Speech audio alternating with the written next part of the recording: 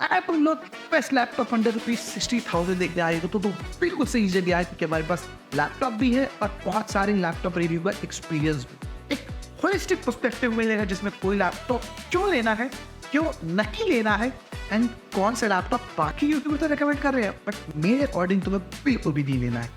तो चलिए शुरू करते हैं।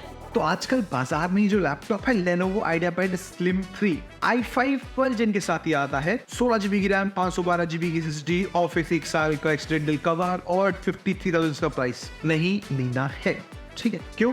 रीजन बहुत ही सिंपल है, 8 कोर का प्रोसेसर और 12 जनरेशन, नॉट वर्थ इट। तो ध्यान रखना, इसको मत लेना। तो फिर कौन सा नहीं? देखो, कौन सा ले वो करते हैं बाद में बात। एक और लैपटॉप है जो काफी यूट्यूबर लोग रिकमेंड कर रहे हैं, मगर ये Honor MagicBook X14 Pro 2024 13 Gen i5 के साथ ही आता है और भाई 16GB की रैम, 512GB की SSD, और इसको भी नहीं लेना है। तो फिर एक जेन्युइन क्वेश्चन आना चाहिए कि भाई कौन सा ले फिर? अगर ये दोनों पे भी काफी अच्छे स्पेक दिखते हैं, नहीं लेना है तो फिर कौन सा? तुम लोगों को ये वाला Asus VivoBook 15 i5 12500H के साथ ही आता है। 16GB की रैम, 512GB की SSD, Windows 11, ऑफिस और 52,000 का प्राइस। अब मैं तुम्हें बताऊँ रीजन क्यों है। तो देखो यार, ये ऑनर बुक जो है 13420H के साथ आता है जो कि 8 कोर का प्रोसेसर है। तो अगर तुम यहाँ पे ध्यान से देखोगे तो देखो 12 जेन में तुम्हें 12 कोर और 16 थ्रेड मिल रहे हैं और 13 जेन में तुम्हें 8 कोर और 12 थ्रेड। जितना नंबर ज्यादा उतना ही फास्ट। इनफैक्ट क्लॉक स्पीड में भी डिफरेंस है यार। इसकी बेस 2.5 है और इसकी बेस 2.1 है।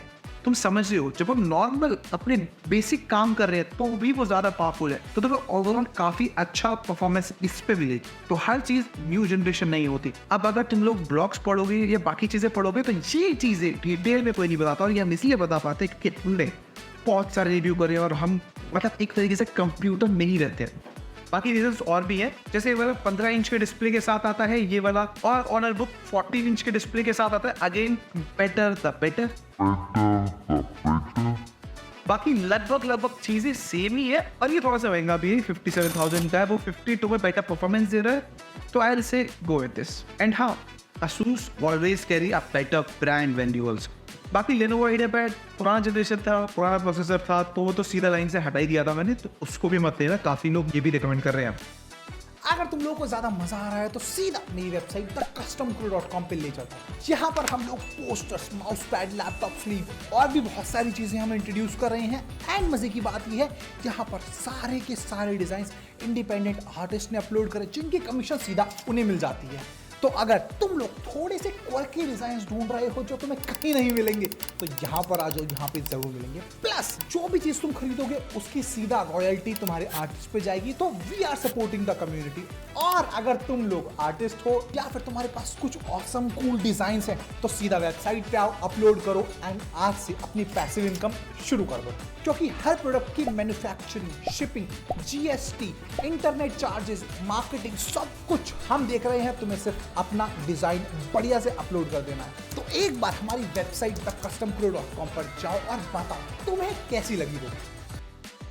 फिर एक और लैपटॉप मैंने रिव्यूज में देखा कि भाई ये रेकमेंड करा जा रहा है, which is Ryzen 7 5700U, 16GB की रैम, 512GB की SSD, AMD Radeon graphics, MS office और 50,000 का प्राइस। भाई इसको भी नहीं लेना है। रीजन वही है, ये भी पुराना ही है, 8 कोर का प्रोसेसर, 59 से। फिर कुछ लोगों ने ये वाला भी रिकमेंड करा, पता नहीं क्या कर रहे हैं लोग आजकल, MSI Modern 40 i7 12 Gen 1255U। मुझे पता है कितना बेकार प्रोसेसर है, मैं बताता हूँ। i7 12 Gen 1255U और अगर मैं हमारा वाला i5 12500H कंपेयर करूँ तो मल्टी कोर में बहुत बड़ा डिफरेंस है इन दोनों के स्कोर्स में। ठीक है, तो एनी डे हर चीज जनरेशन से मत लेना, कोई कारण है कि वो प्रोसेसर इतना सस्ता बिक रहा है। ठीक है, हाँ थोड़ी सी तुम्हें पावर एफिशिएंसी बेटर मिलेगी यू प्रोसेसर में, बट ऐसा नहीं है कि मतलब एक की पावर एफिशिएंसी तुम्हारी 3 घंटे है तो दूसरे की 8 घंटे है।